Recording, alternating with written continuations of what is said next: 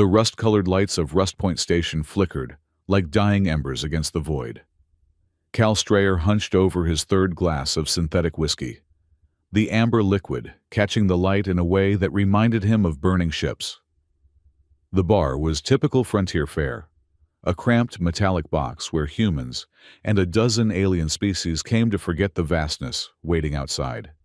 "Another," Cal growled, sliding his empty glass across the pitted counter. The bartender, a four-armed Zelian with skin like weathered leather, gave him a look that transcended species barriers. It was the universal expression for, "You've had enough." "Credits first," the Zelian rumbled. Cal fumbled with his battered payment chip, the military-issue hardware now 5 years obsolete. 5 years since Earthforce had quietly erased his service record. 5 years since Project Seraphim had been officially discontinued. 5 years of drifting from station to station, haunted by fragmented memories and the certainty he'd been betrayed. The payment terminal flashed red. Insufficient funds. Cal stared at it, unblinking. "Run it again." "Terminal doesn't lie. Human." 2 credits left. The bartender's upper arms crossed, while the lower ones collected glasses. "Barely enough for docking fees, let alone drinking yourself blind." A rasping sound from behind made Cal turn. At a corner table sat a figure so still, Cal had assumed it was cargo. The alien was tall, rail-thin, with skin that looked like polished obsidian. Its eyes, all 8 of them, were clouded over with cataracts. And when it spoke again, its mandibles clicked rhythmically.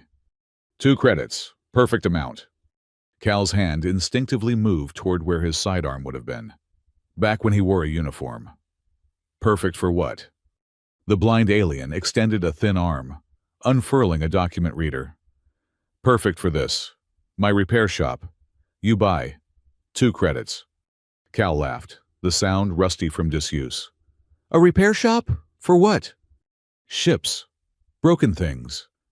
The alien's clouded eyes somehow found Cal's face. "You fix it. It fixes you." Something about the alien's certainty made Cal's skin crawl. It reminded him of the targeting systems in the Seraphim armor. Absolute, unwavering conviction. Yet, underneath his skepticism, a spark of curiosity flickered to life. It had been months since he'd felt anything but the dull weight of survival. "Where is this shop?" "Outer Ring. Section 47G. The alien's mandibles clicked faster. "Last owner. Disappeared. 900 years ago." 900, Cal shook his head. "You're selling me a condemned airlock that'll decompress the moment I open the door." "No. Good shop. Very good shop. System sleep. Waiting for right mechanic." The alien pushed the document reader closer. "You fix it. It fixes you." Perhaps it was the alcohol. Perhaps it was the realization that 2 credits wouldn't buy him another drink anyway. Or perhaps it was the inexplicable certainty in the alien's voice. Cal pressed his thumb to the reader. "Congratulations," the bartender said dryly. "You now own the most worthless property on Rust Point." Cal pocketed the ownership chip the alien handed him. "How do you know it's worthless if the last owner disappeared 900 years ago?" The Zelian's 4 arms gesticulated wildly. "Because everyone knows. That section's been sealed since the Lattice Wars. The station's AI won't even acknowledge requests to go there. It's structural dead space." But the blind alien was already shuffling away, moving with uncanny precision for someone who couldn't see. At the doorway, it paused, all 8 milky eyes swiveling toward Cal. "Tomorrow, dawn cycle, don't be late."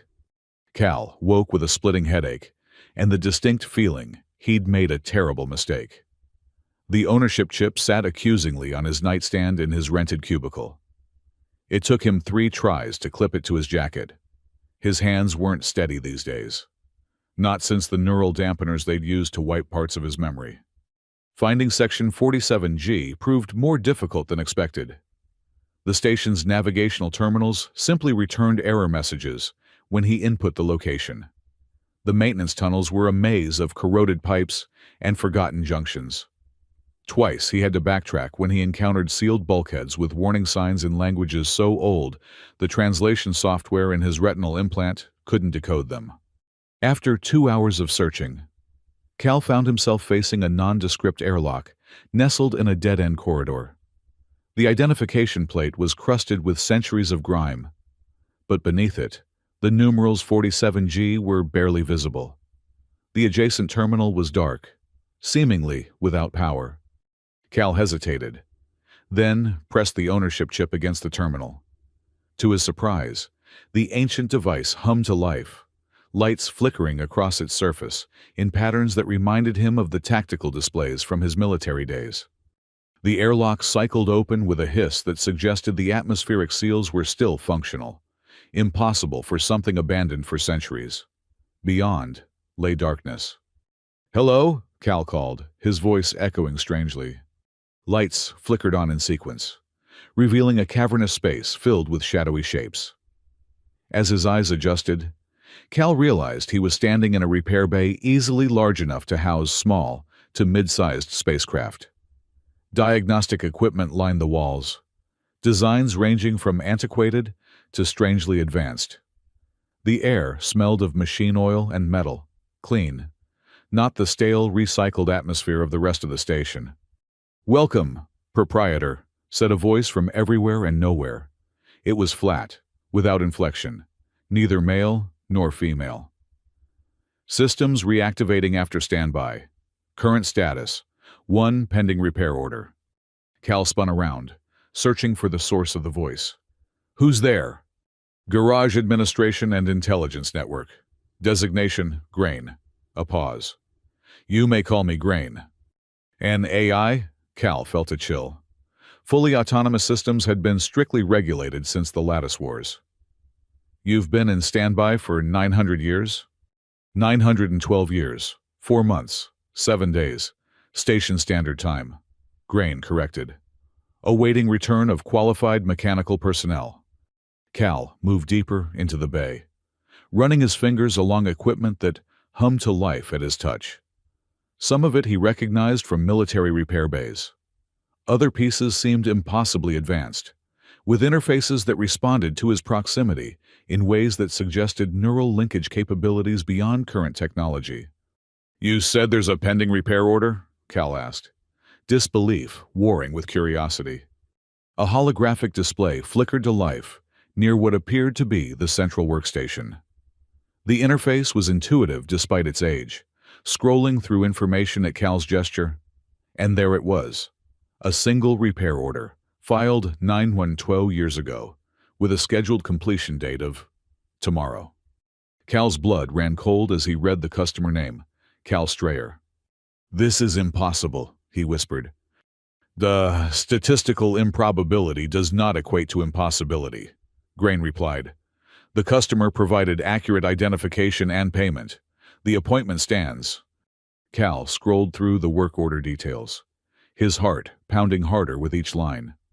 The repair specifications outlined modifications to a military-grade vessel with technical requirements that would have been classified even during his service with Earth Force. The schematic thumbnails showed a ship design he recognized from nightmares he couldn't fully remember. The sleek, predatory lines of a Seraphim stealth interceptor. Project Seraphim, the Black Ops program that had recruited him, enhanced him, then discarded him when the mission parameters changed. The program whose very existence had been scrubbed from official records. "This has to be a joke," Cal muttered. "Or a trap." "Negative. Repair order authentication verified against quantum-locked temporal markers. Order originated 912 years ago. Payment processed successfully." Grain's voice remained neutral. "Would you like to review the diagnostic specifications?" Cal scrolled to the bottom of the order form, searching for any clue about who had really placed it. The signature field contained not a name, but a string of characters that made his implant sting when he tried to focus on them. Below that was a personal note field with a single sentence. "Remember Sirius B?" The room seemed to tilt. Sirius B. The mission that had gone wrong. The mission whose details had been carved from his mind with neural dampeners, leaving only fragments, flashes of blue-white light, screaming that wasn't entirely human, and a crushing sense of guilt. "Are you functional, proprietor?" Grain asked. "Your biometric readings indicate distress." Cal steadied himself against the workstation. "I'm fine, just surprised." He took a deep breath. "You said this place has been waiting for the right mechanic. What makes me right?" "Genetic verification complete. Neural pattern resonance at 94.3% match. You are Cal Strayer, as specified in the original ownership transfer protocols." "But that's impossible," Cal insisted. 900 years ago, humanity hadn't even achieved interstellar flight. I couldn't have... Correction. Conventional historical records indicate humanity achieved their first interstellar journey 847 years ago. However, classified military archives suggest earlier capabilities. Cal's mind raced. The implications were staggering. Either this was an elaborate trap, or something much stranger was happening. Something that touched on the classified work of Project Seraphim. Work that went beyond enhanced soldiers and stealth technology. "The repair bay requires inventory assessment and calibration," Grain continued, unperturbed by Cal's existential crisis. "Additionally, a non-employee has been attempting to access this facility for the past 47 minutes. Security protocols await your instruction." "Someone's trying to break in?" Cal's military instincts snapped back into focus. "Show me." A security feed appeared on the holographic display. In the maintenance corridor outside, a small figure was methodically working on the external access panel with what appeared to be homemade hacking tools. The figure was clearly not human, too small, with an elongated head and what looked like mechanical augmentations grafted to its slender limbs. "Threat assessment?" Cal asked automatically. "Subject is juvenile Vexari, approximately 14 standard years. Cybernetic enhancements are civilian grade, primarily focused on data interface capabilities. Weapons presence, negative. Threat level, minimal." Cal watched the young alien work, impressed despite himself at the methodical way it bypassed security measures that should have been impenetrable. "Open communication!" A small speaker on the access panel crackled to life, startling the young Vexari so badly it dropped its tools. "You're pretty good," Cal said. "But you missed the secondary encryption layer on the biometric scanner." The alien recovered quickly, tilting its elongated head toward the speaker. "No, I didn't." Its voice was high and musical, with the artificial undertone common to translation devices. "I was just about to bypass it when you interrupted. This is a 7th-generation quantum lock system with a modified—" "Kid," Cal interrupted. "I'm opening the door. Don't try anything stupid." The airlock cycled open, revealing a Vexari adolescent, barely 4 feet tall. Its blue-gray skin was covered in luminescent patterns that shifted with its emotions, currently displaying a mixture of surprise and defiance. Where a human would have hair, a cluster of sensory tendrils rippled gently. One arm was almost entirely mechanical, clearly salvaged and repaired from mismatched parts. "You're not the blind seeker," the Vexari said accusingly. "What are you doing in the ghost garage?" "Ghost garage?" "That's what everyone calls it." The alien's sensory tendrils rippled. "Systems power up sometimes, but nobody can get in. Been trying for months." Cal studied the young alien. "What's your name?" "Pix." The luminescent patterns flared briefly. "Shorthand for my real name. You wouldn't be able to pronounce it." "I'm Cal, and apparently, I own this place now." Pix's large eyes widened. "The Seeker sold it? To a human?" The alien moved past Cal into the repair bay, tendrils extended in what Cal recognized as a sensory posture. "Impossible. The systems would never accept." The lights throughout the bay brightened as Pix entered, and several diagnostic stations hummed to life that had remained dormant when Cal explored. Secondary user recognized, Grain announced. Welcome, Apprentice Pixari Vexnoran. Pix froze, patterns flashing in shock. How does it know my name? My full name? Cal's suspicion deepened. Grain, explain. Pixari Vexnoran is listed as secondary authorized user in the repair order parameters. Genetic verification confirms identity match. Pix turned to Cal, tendrils rigid with tension. What repair order? Cal gestured to the holographic display, which flickered and reconfigured itself as Pix approached. The young Vexari studied it, mechanical fingers moving rapidly through the interface with a familiarity that suggested the technology wasn't as alien to Pix as it was to Cal. This is wrong, Pix muttered. These timestamps. This is impossible. And these specifications. The alien's patterns shifted to a deep purple. This is military tech, classified. How did you get this?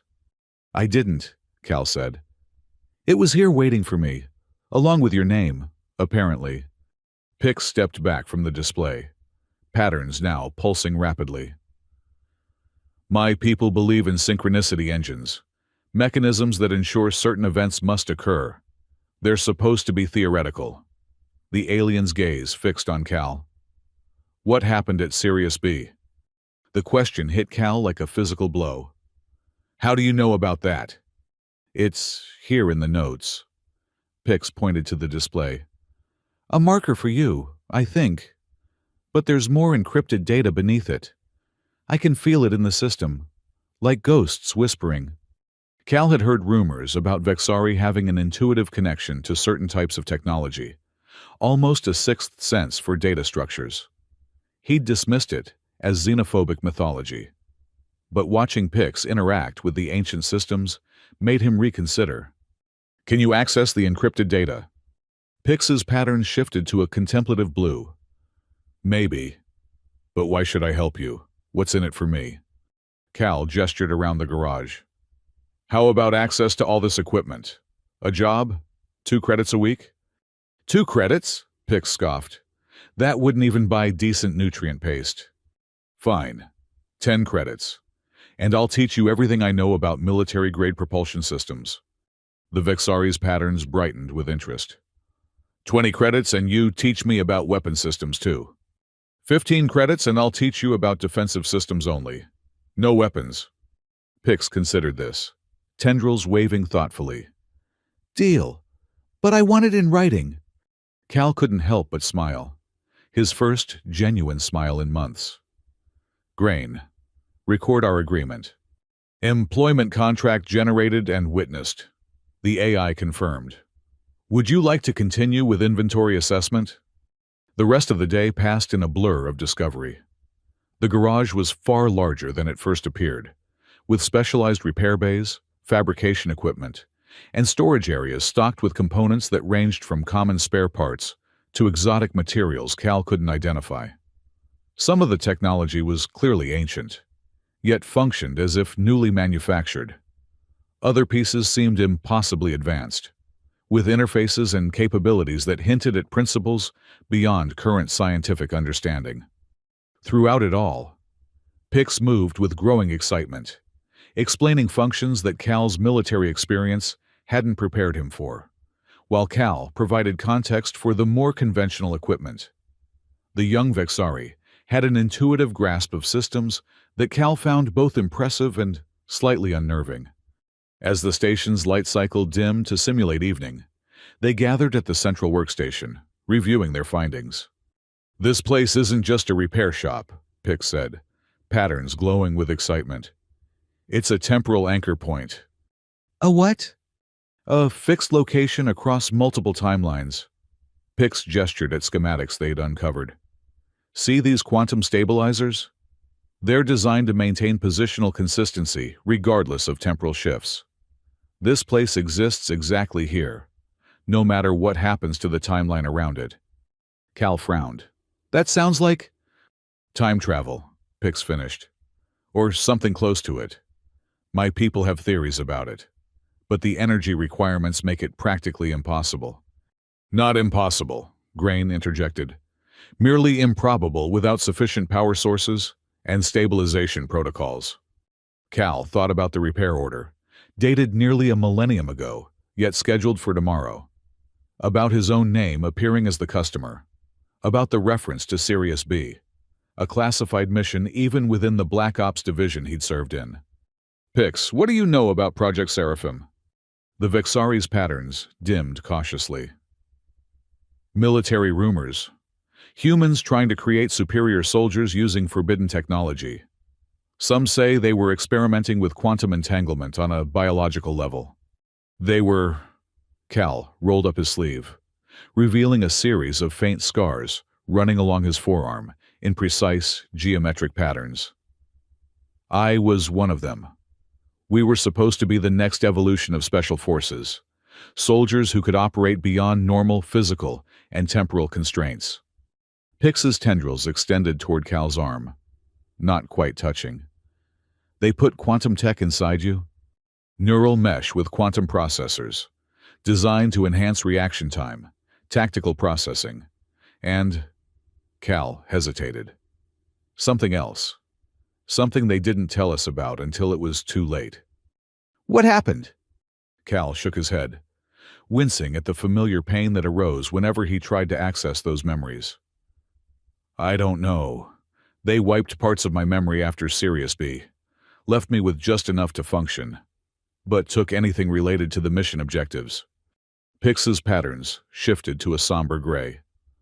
But the garage remembers, and tomorrow, whatever was set in motion 900 years ago reaches its endpoint. Cal nodded, a cold certainty settling in his gut. Whatever ship is coming tomorrow, it's connected to what happened at Sirius B, and someone went to extraordinary lengths to make sure I'd be here when it arrived. Someone like you, Pix said quietly. From another time. Cal didn't sleep that night. He stayed in the garage, reviewing security feeds, familiarizing himself with the equipment, and preparing for whatever might arrive the next day. Pix eventually curled up on a makeshift bed of maintenance padding, tendrils twitching occasionally in dream state. Cal envied the young alien's ability to rest. His own mind was a storm of questions and fragmented memories. The neural dampeners that had erased specific mission details had left scars in his psyche, blank spaces, surrounded by emotional echoes he couldn't contextualize. Fear, rage, guilt, all attached to memories he could no longer access. Grain, he said softly, not wanting to wake Pix. What do you know about Project Seraphim? Project data is segmented and encrypted, the AI responded. Full access requires completed verification sequence. What verification sequence? Repair completion of designated vessel will initiate final verification protocol. Cal rubbed his temples. Circular logic. The ship would arrive tomorrow, and only by repairing it would he learn why it needed to be repaired. Approaching vessel detected, Grain announced suddenly. Matching profile in repair order database. Cal straightened. What? It's the middle of the night cycle. Time designation in order was specific to ship's chronometer, not station standard. The main display activated, showing an external view of Rust Point Station. Against the backdrop of stars, a small vessel emerged from what appeared to be a pocket of distorted space. Not a conventional jump point, but something that left ripples in the visual field, like heat shimmer on a desert horizon. The ship was instantly recognizable to Cal. The sleek, predatory lines of a Seraphim stealth interceptor, designed for infiltration and exfiltration of special operators in hostile territory. Its hull was battle-scarred, with visible damage to the port stabilizers and what looked like weapons impact sites along the command module. That's impossible, Cal whispered. All Seraphim vessels were decommissioned 5 years ago. Negative, Grain corrected. According to temporal markers, this vessel has traveled from approximately 5 years prior to your current reference point. Pix was awake now, tendrils extended in alarm. It's coming here, to the station. Docking request received and automatically approved. Grain confirmed. Outer airlock will accommodate vessel in Repair Bay 6. Cal's military training took over. Pix, get to secondary control station. Monitor all communications and be ready to seal internal doors. He moved to a storage locker they'd inventoried earlier, extracting a particle cutter that could double as a weapon in an emergency. You think whoever's on that ship is hostile? Pix asked, patterns flashing nervously. I think someone went to a lot of trouble to arrange this meeting, Cal replied. And in my experience, that's rarely for a friendly chat. The garage's external airlock, large enough to accommodate small to mid-sized vessels, cycled open. The damaged interceptor glided in with precision despite its compromised stabilizers, settling onto the maintenance cradle with a mechanical whine of stressed components. Cal positioned himself with a clear view of the ship's entry hatch. Particle cutter held ready. Seconds stretched into minutes as the interceptor's engines powered down, external lights dimming to standby mode. No life signs detected on board, Grain reported. Vessel operating on autonomous protocols. The ship's entry hatch opened with a pneumatic hiss. No boarding ramp extended, no passengers disembarked. Instead, a holographic projection flickered to life at the foot of the opening, a message prompt floating in midair. Voice print and genetic verification required. Cal approached cautiously, staying beyond the range of any potential automated defense systems. Identify protocol. Seraphim, command override. Temporal contingency, Alpha. The military designation sent a chill down Cal's spine. Temporal contingency Alpha was theoretical, a fail-safe protocol discussed only in the most classified briefings. It assumed catastrophic timeline contamination and authorized drastic measures to correct it. That's a doomsday protocol, Cal said, half to himself. It's talking to you, Pix called from the control station. The ship's systems are reaching out specifically to your neural implants.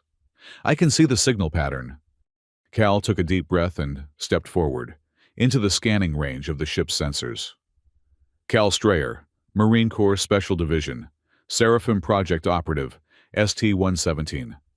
The holographic display flickered, then expanded into a full, tactical interface.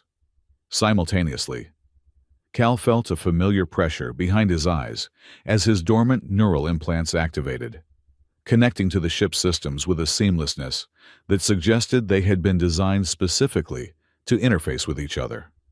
Data transfer initiating. Images flooded Cal's mind, not like memories, but like experiencing events in fast forward. A mission briefing, Sirius B colony, intelligence about experimental weapons research, his squad deploying under cover of a diplomatic visit. Then chaos, alarms, gunfire, and something else. Something that made his implants burn and his vision blur. He saw himself, wounded, dragging a data core through corridors slick with blood. Saw the face of a man in a laboratory coat giving orders to security forces. Heard the name that made his blood run cold. Director Venn, lead researcher, Lattice Tech Corporation. The same corporation that now controlled most of the galaxy's data infrastructure. The same corporation that had acquired the remains of Project Seraphim after it was officially disbanded. The data transfer ended abruptly, leaving Cal gasping. The holographic display now showed a simple message. Repair required. Timeline integrity at risk. Pix was beside him now, patterns shifting with concern. Cal, what happened? I remembered, Cal said, his voice hoarse. Not everything, just fragments. Enough to know what we're dealing with. He straightened, facing the ship with new resolution. Grain. Begin comprehensive diagnostic scan of the vessel. Pix. I need you to access the ship's secure data core. There's information there we need. What information? Pix asked. Evidence. Of what really happened at Sirius B. Of what Lattice Tech has been hiding for 5 years. Cal's expression hardened. And of what they're planning to do next. The diagnostic process revealed extensive damage to the interceptor, not just from weapons fire, but from what appeared to be temporal stress fractures in its quantum-reinforced hull. The ship had literally been torn between time streams, held together only by emergency containment fields and the extraordinary durability of its construction. While Grain coordinated automated repair systems to address the structural damage, Pix worked on accessing the ship's secure data core. The young Vexari's abilities proved invaluable, where Cal saw only impenetrable encryption. Pix perceived patterns and weaknesses, fingers dancing across interfaces with intuitive precision. "There's something strange about this encryption," Pix said, tendrils rippling with concentration. "It's responding to me specifically, like it was designed to recognize my neural patterns." "Just like the ship recognized my implants," Cal mused, as if whoever sent it knew exactly who would be here. "Got it!" Pix exclaimed as the data core's security protocols disengaged. "But this is weird. The data's not stored conventionally. It's more like memories."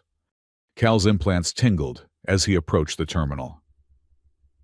It was designed for direct neural interface. The Seraphim operators could absorb tactical data directly into their enhanced memory systems. "Can you still do that?" Cal hesitated. "Maybe. The neural dampeners they used when they discharged me were supposed to disable that function. But whoever sent this ship clearly expected you to access the data," Pix finished. Taking a deep breath, Cal placed his hand on the interface panel. The connection was immediate and overwhelming, data flowing directly into his consciousness, bypassing his sensory inputs entirely. Not just information, but experiences, emotions, certainties. When he pulled away, his hands were shaking, but his eyes were clear and focused. "We need to finish the repairs quickly," he said. "We don't have much time." "Time until what?" Pix asked, patterns flashing anxiously. "Until Lattice Tech realizes what's happening." Cal moved to the main workstation, bringing up schematics with newfound certainty. The data core contains evidence that Project Seraphim wasn't just about creating enhanced soldiers. It was about manipulating time streams, creating focal points where reality could be altered. "Like changing history?" Pix's patterns paled. "Exactly like that. Sirius B was a test case, a remote colony where they could experiment without attracting attention. My squad was sent in to extract data on their progress. But what we found," Cal's voice faltered, "they'd created a temporal bubble containing multiple versions of the same test subjects. People living the same day over and over, but with small changes each time, optimizing outcomes." "That's horrifying," Pix whispered. "It gets worse. The project leads, including Director Venn, have spent the last 5 years perfecting the technology. They're preparing to implement it on a galactic scale through Lattice Tech's data infrastructure. Imagine it, the ability to subtly alter reality, optimizing it for their benefit. Most people would never even know their choices weren't entirely their own." Pix's tendrils curled inward, a Vexari expression of deep distress. "But why send the ship back to us? Why now?" "Because in the original timeline, they succeeded." Cal's eyes hardened. "The ship comes from a branch where Lattice Tech's system went online, where they gained the ability to manipulate causality itself. But someone, some version of me, found a way to create a pocket of resistance, to send this ship back with the evidence needed to stop them before they can implement the system. And that's why the garage exists outside normal time." Pix realized. "It's a blind spot in their surveillance, a place where we can actually change things." Cal nodded grimly. "But we need to hurry. According to the ship's data, Lattice Tech is scheduled to bring their system online in less than 48 hours. If we don't get this evidence out by then, history locks into place." They worked through the night, Cal directing the complex repairs with a certainty that came from the downloaded data, while Pix handled the delicate quantum alignments that required the Vexari's unique sensitivity. Grain coordinated the garage's automated systems, fabricating replacement components and managing the repair sequence with inhuman precision. As the station's light cycle simulated dawn, the interceptor systems pulsed with renewed energy, damage repaired, and core functions restored. But rather than powering up its engines, the ship initiated a new protocol, one that caused the entire garage to vibrate with quantum resonance. "What's happening?" Pix asked, backing away from the increasingly bright glow emanating from the ship's core. "Temporal gateway initialization," Grain announced. "Warning, significant chronometric distortion detected." The air around the interceptor shimmered, then split, revealing not stars or space, but a corridor that Cal recognized with visceral dread. The sterile white walls and blue-tinged lighting of a Lattice Tech research facility.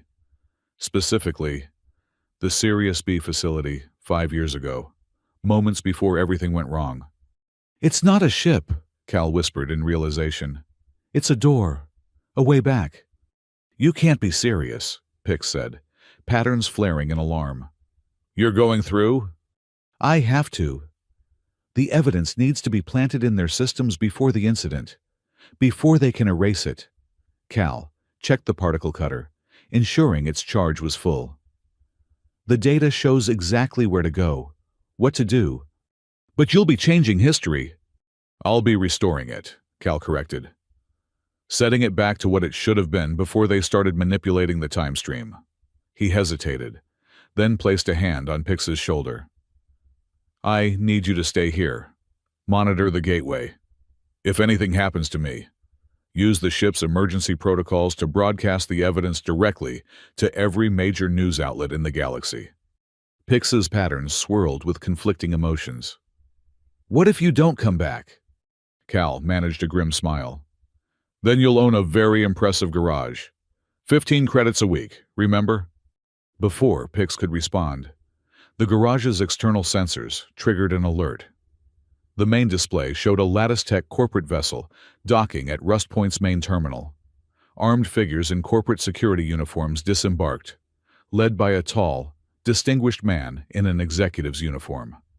"Director Venn," Cal growled. "They've figured it out." "How?" Pix asked. "The garage is shielded from normal detection." "The blind alien," Cal realized. "The one who sold me this place. It wasn't a coincidence. It was a marker. Once I took ownership, Lattice Tech would know the timeline was activating." The security feed showed Venn's team moving purposefully through the station, bypassing normal authorization protocols with corporate override codes. They were heading directly for Section 47G. "They'll be here in minutes," Pix said, patterns pulsing with alarm. Cal made his decision. "Grain, initiate full defensive protocols. Seal all external access points except emergency evacuation routes." He turned to Pix. "If I'm not back in 30 minutes, or if they breach the garage, take the evidence and run. The station has smuggler routes, use them." Pix's mechanical hand closed around Cal's wrist. "There has to be another way." "There isn't. That's the point of temporal manipulation, creating the illusion of choice while ensuring only one outcome." Cal's expression softened briefly. "But someone found a way to break the pattern. Someone sent us this ship, this chance. I won't waste it." With that, he stepped through the shimmering portal, into the past. The transition was disorienting, like being turned inside out and reassembled. One moment, Cal stood in the garage. The next, he was in a maintenance corridor of the Sirius B research facility, alarms blaring and emergency lights pulsing. His neural implants flared with recognition, feeding him tactical data from memories that had been locked away. Laboratory Section 17, 3 levels below the public research areas. 2 security checkpoints between him and the central data core. Cal moved with the fluid precision of his marine training, muscle memory guiding him through corridors that were simultaneously familiar and foreign.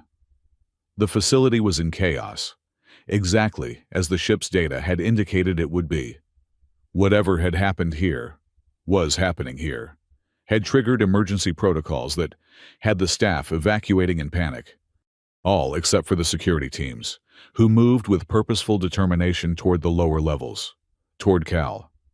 He ducked into a service alcove as a squad of armed guards rushed past, their weapons drawn. Once they were gone, he accessed a nearby terminal, his implants interfacing smoothly with the system. The ship's data had included override codes, ostensibly from this very timeline, that granted him administrator access. The facility schematics appeared on the screen, along with security feeds showing the source of the chaos. In a large laboratory chamber, researchers in protective gear surrounded what appeared to be a swirling vortex of energy, a temporal distortion far less stable than the one created by the ship. As Cal watched, the vortex pulsed, expanded, and then collapsed inward with devastating force, taking 3 researchers with it. Not a weapon, Cal realized. An accident. An experiment in temporal manipulation gone catastrophically wrong. But the data core held more than just research notes. According to the ship's information, it contained evidence of illegal human experimentation, of corporate espionage on a galactic scale, and of a conspiracy that reached into the highest levels of Earth government. Evidence that would destroy Lattice Tech if it ever became public. Evidence that, in the original timeline, Cal and his squad had been sent to destroy, not retrieve. They had been the cleanup crew, not whistleblowers, but accessories. The realization hit Cal like a physical blow. His memories hadn't been wiped to protect classified information. They'd been wiped to hide his complicity, to ensure he couldn't testify about what Lattice Tech had really been doing. No time for self-recrimination now. Cal moved deeper into the facility, avoiding security teams when possible, using minimal force when not. His enhanced reflexes and tactical implants gave him an edge, but he was still outnumbered and in hostile territory. The first security checkpoint fell to a combination of spoofed credentials and a well-timed power fluctuation caused by the ongoing temporal disturbance. The second required more direct action, a brief, brutal engagement that left 3 guards unconscious but alive. Finally, Cal reached the central data core, a cylindrical chamber pulsing with blue-white light, the heart of Lattice Tech's research. According to the ship's data, he needed to upload a specially designed virus that would copy the incriminating evidence, encrypt it against tampering, and embed it so deeply in the system that not even a complete wipe would remove it. As Cal approached the main terminal, a voice froze him in place. "I wondered if it might be you." Director Venn stood in the doorway, looking exactly as he did in Cal's fragmented memories. Tall, distinguished, with the cold eyes of someone who viewed people as variables in an equation.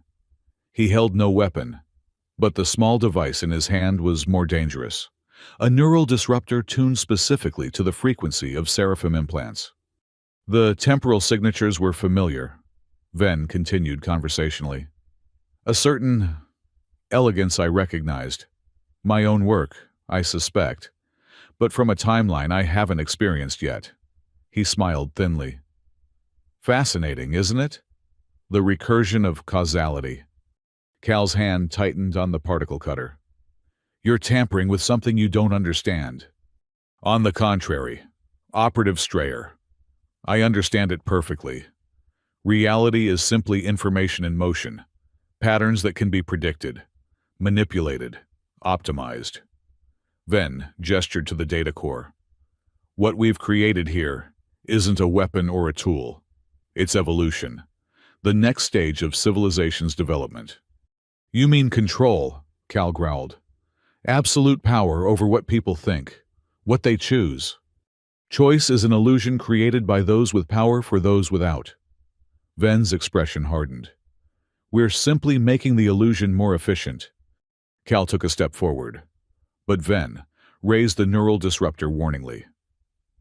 Your implants give you remarkable abilities. Operative. But they're still based on my designs, my frequencies. Then, you should know they were designed to adapt. Cal smiled grimly.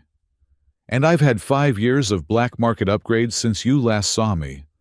Before Venn could respond, Cal activated a neural sequence he'd discovered in the ship's data, one that temporarily rewired his implant's frequency, rendering the disruptor ineffective.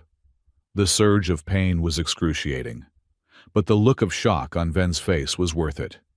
Cal moved with enhanced speed, crossing the distance between them before Ven could react. One precise strike, and the director crumpled to the floor, unconscious but alive. "Grain," Cal said, activating the quantum-entangled communication link embedded in his implants. "Are you receiving?" "Affirmative," came the AI's response, faint but clear across time and space. "Temporal gateway stability at 64% and declining. I need a direct feed to the ship's recording systems. I want everything captured, especially this." Cal propped the unconscious Ven against the wall, then placed a small device against his temple, a neural stimulator that would bring him back to consciousness without allowing full motor control. Ven's eyes flickered open, confusion giving way to comprehension and then cold fury. "Recording active," Grain confirmed. "Director Ven," Cal said formally. "For the record, please explain Project Seraphim's true purpose and Lattice Tech's involvement in the temporal manipulation experiments at Sirius B." "Go to hell," Ven spat. Cal leaned closer. "Let me be clear. In approximately 4 minutes, that temporal distortion in Laboratory 7 will collapse completely, taking half this facility with it. In the original timeline, you escaped with the data and blamed the destruction on terrorist action. You had me and my squad memory wiped and discharged to cover your tracks." Cal pressed the particle cutter against Ven's chest, not activating it, but making the threat clear. "But this isn't the original timeline anymore, so you have a choice. Confess now, for the record, or I guarantee you won't make it to the evacuation shuttles." Something in Cal's eyes, something cold and certain, convinced Ven of his seriousness. The director's composure cracked. "Fine. You want the truth? Project Seraphim was never about creating super soldiers. It was about creating temporal anchors, human vessels that could maintain continuity across timeline alterations." Ven's voice grew stronger as he warmed to his subject, the scientist in him unable to resist explaining his work. "The quantum mesh in your neural structure, it's designed to resonate with its counterparts across potential realities, to create fixed points that our temporal manipulation systems could use as reference coordinates." "And the Sirius B experiment?" "A proof of concept. We created a localized field where we could run multiple probability simulations simultaneously, testing outcomes, optimizing for desired results." Ven's eyes gleamed with pride. "The applications are limitless. Imagine preemptively solving every social problem, every economic downturn, every potential conflict, all by making subtle adjustments to causality itself." "At the cost of free will," Cal said coldly. Ven scoffed. "Free will is a comforting myth. Every choice you've ever made was predetermined by your genetics, your experiences, your environment. We're simply making the process more efficient." "And who decides what's optimal? Lattice Tech? You?" "Someone has to guide civilization forward. Better those with the vision to see the big picture than the chaotic masses." Cal had heard enough. He uploaded the virus to the data core, watching as it burrowed into the system, replicating and entrenching itself beyond any possibility of removal. Simultaneously, it copied Ven's confession, encrypting it with quantum keys that would make it tamper-proof. "What have you done?" Ven demanded, struggling against the neural restraint. "Created a temporal redundancy," Cal replied, echoing Ven's academic tone. "Insurance that no matter how you try to alter events from this point forward, the truth will always emerge." He leaned closer. "You taught us well, Director. Perhaps too well." The facility shuddered as the temporal distortion in Laboratory 7 began its final collapse. Warning klaxons blared, and automated systems announced emergency evacuation protocols. Cal stood, looking down at Ven with a mixture of contempt and pity. "You'll live, assuming you reach the shuttles in time, which would be easier if someone hadn't locked down your neural mobility." He smiled thinly. It should wear off in about 10 minutes. You can't do this, Ven shouted as Cal turned to leave. You don't understand what's at stake. I understand perfectly, Cal replied without looking back. I've seen the future you're creating. This time, I choose something different.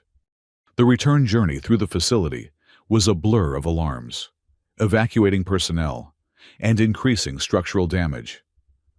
Cal moved against the flow, heading not toward the evacuation shuttles, but back to the temporal gateway that would return him to the garage. He found it fluctuating dangerously, its edges blurring and reconstituting in a way that suggested imminent collapse.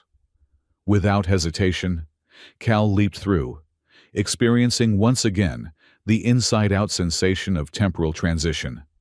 He emerged in the garage to find chaos. The main doors had been breached, and the sound of weapons fire echoed through the cavernous space. Pix was huddled behind a fabrication unit, using its mechanical arm to return fire with surprising accuracy.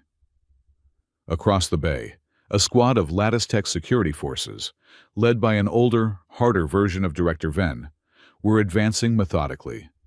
Cal! Pix shouted, patterns flaring with relief. The ship, it's destabilizing! The interceptor was indeed pulsing with erratic energy. The temporal gateway it had generated now completely collapsed.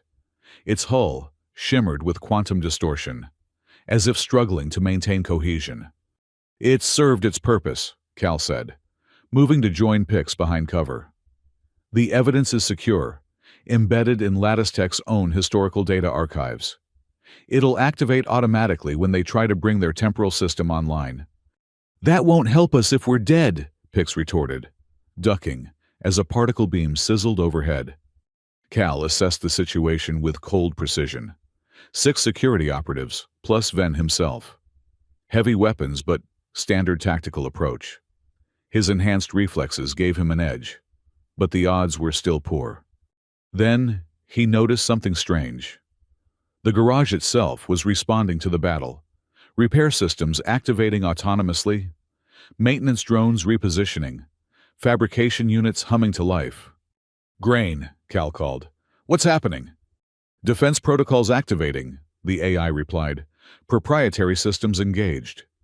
The garage's lighting shifted to a combat configuration Cal recognized from military installations. Targeting grids appeared on the floor, highlighting the positions of the Lattice Tech forces. From concealed compartments, defensive countermeasures deployed.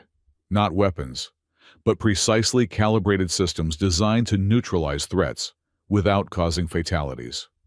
Gravity plating reconfigured in sections, causing 2 security operatives to suddenly find themselves effectively weightless, their momentum carrying them into exposed positions. Atmospheric controls created localized pressure differentials that disrupted targeting systems. Repair drones released clouds of metallic particulates that interfered with communications and sensor readings. The garage is fighting for us, Pix said in wonder. No, Cal realized.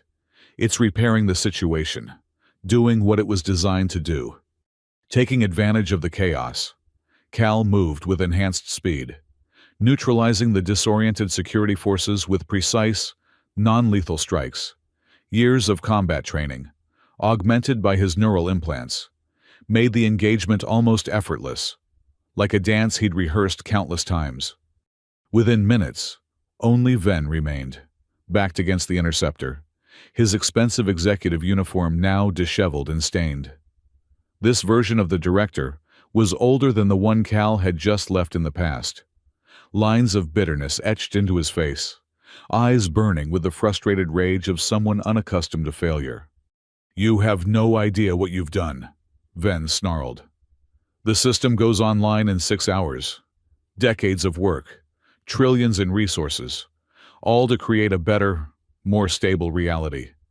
Your reality, Cal corrected, approaching steadily. Where you decide what happens, who succeeds, who fails. Someone has to make those decisions. The alternative is chaos. The alternative is freedom. Cal stopped, just out of reach. The right to make our own mistakes, to find our own way forward, Ven's hand moved to an inner pocket, extracting not a weapon, but a small data crystal. This contains override codes, the only copies in existence. Without them, the temporal system will cascade when it activates, causing incalculable damage to the time stream itself. His expression hardened. Let me leave with my people, and it's yours. Cal considered the offer for a moment, then shook his head. No deal. Don't be a fool. Billions of lives are at stake. Only because you put them there. Cal's voice was steady. Upload the evidence we recovered, cancel the system activation, face the consequences of what you've done. That's the only deal on the table. Ven's face contorted with rage. With sudden, desperate speed, he lunged not at Cal, but at the interceptor's open hatch, clearly intending to use the ship to escape, perhaps even to travel back and undo Cal's interference. He never made it. The ship's security systems, recognizing an unauthorized user, emitted a focused pulse that dropped Ven to his knees. The data crystal fell from his hand, skittering across the deck plating. Pix darted forward, mechanical arm extending to snatch the crystal before Ven could recover it. Got it! Cal approached the kneeling director, who looked up with a mixture of hatred and disbelief. You've destroyed everything. No, Cal said quietly. I've fixed it. Just like the blind alien said. You fix it, it fixes you. At that moment, the interceptor systems surged one final time. The ship's hull became translucent, then transparent, revealing not mechanical components, but a swirling vortex of quantum energy, pure information given physical form. The energy expanded, enveloping Ven before Cal could react. When it receded, both the director and the ship were gone, leaving only a fading quantum signature and the data crystal in Pix's hand. What just happened? Pix asked, patterns fluctuating with shock. Cal stared at the empty space where the ship had been. Temporal reclamation, I think. The ship was never meant to stay here. It served its purpose, delivered its message, and now, he shrugged. Now it returns to whenever it came from. Along with Ven. Justice of a sort, Cal mused. He wanted to control time. Now he gets to experience it firsthand. The garage's systems gradually returned to normal operation. Defense protocols deactivating, repair drones returning to their storage bays. The security forces Ven had brought lay unconscious, but unharmed, their weapons disabled. What do we do now? Pix asked, holding up the data crystal uncertainly. Cal took it, examining the quantum encryption patterns visible on its surface. Now we finish the job. This contains the override codes Ven mentioned, the failsafe for their temporal system. We need to make sure it never activates. How? Lattice Tech controls half the data networks in the galaxy. We can't just walk into their headquarters. Cal smiled slightly. We don't need to. We just need to broadcast the evidence we recovered.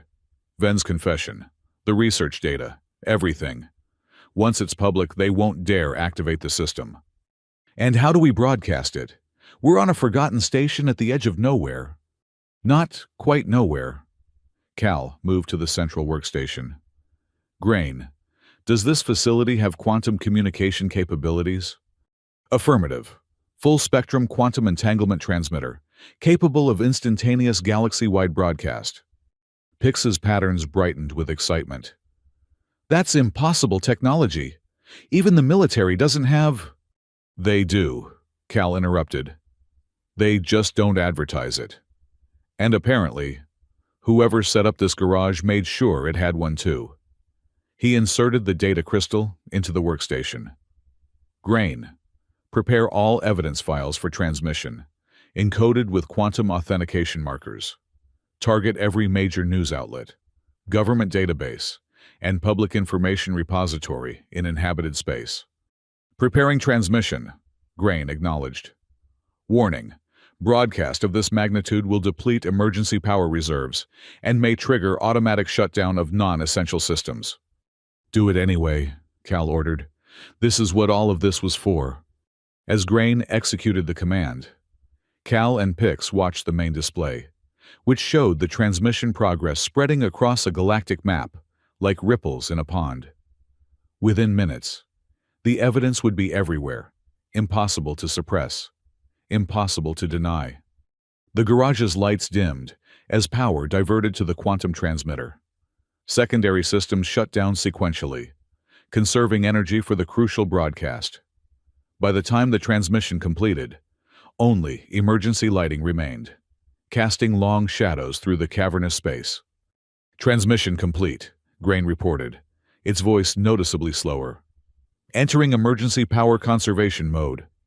Cal sank into a chair, suddenly aware of the bone-deep exhaustion that followed combat and neural overexertion. Pix settled nearby, mechanical arm whirring softly as it recalibrated. "What happens now?" the young Vexari asked. "Now?" Cal considered the question. "Now, Lattice Tech faces investigations, trials, probably a complete restructuring. The temporal manipulation program gets shut down. History changes, or rather, stops being changed." "And us?" Cal looked around at the garage, now quiet and dimly lit, but still functional, still waiting. "I'm still the owner of a repair shop that apparently exists outside normal time. You're still my apprentice, at 15 credits a week." Pix's patterns shifted to a contemplative blue. "You know, this place, it could help a lot of people. People who need fixing, like you said. People the system failed," Cal agreed. "People who fell through the cracks. We could make it a sanctuary, not just for ships, but for people who need a second chance." Pix's tendrils waved enthusiastically. "I could upgrade the security systems, make sure no one like Ven ever breaks in again." Cal found himself smiling, a genuine expression that felt foreign on his face after years of bitter cynicism. "You know what?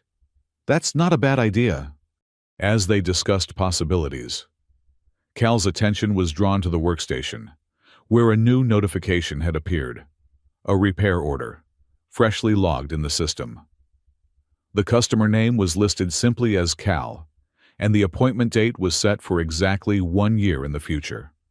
The work description contained only a single line. "Quantum calibration for temporal displacement vehicle. Will bring own tools." "Is that you?" Pix asked, peering at the screen. "I'm not sure," Cal admitted. "But I think it means we succeed.